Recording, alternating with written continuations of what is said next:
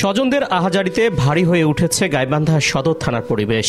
বোবা কান্নায় অনেকে কথা হারিয়ে ফেলেছে। একমাত্র স্বজনকে হারিয়ে দিশেহারা পরিবারটি।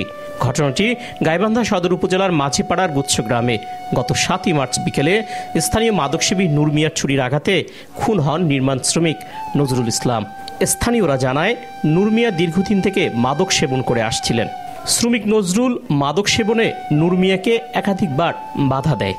এরই জের ধরে নির্মাণ শ্রমিকের স্ত্রীর সঙ্গে খারাপ ব্যবহার করেন ওই মাদকসেবী। এ নিয়ে প্রতিবাদ করতে গেলে নজরুলকে ধারালো ছুরি দিয়ে পেটে আঘাত করে ওই মাদকসেবী। পরে নজরুলকে উদ্ধার করে প্রথমে সদর হাসপাতালে ও পরে রংপুরে একটি বেসরকারি হাসপাতালে চিকিৎসাধীন অবস্থায় মারা যান তিনি। ওই 2 দিন বলে গালপারি গেছে মুখ খারাপ করিয়ে।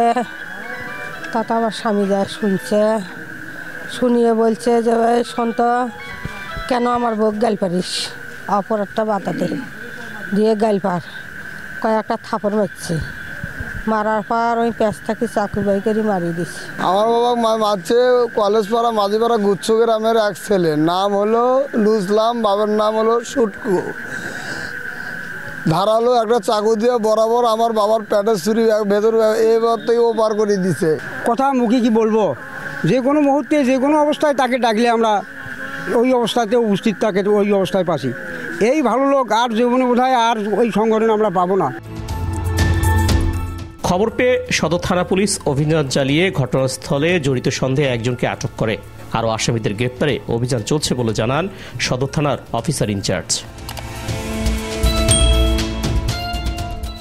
এদিকে দ্রুত আসামিদের গ্রেপ্তার করে ব্যবস্থা নেবে কর্তৃপক্ষ, এমনটি প্রত্যাশা সবার।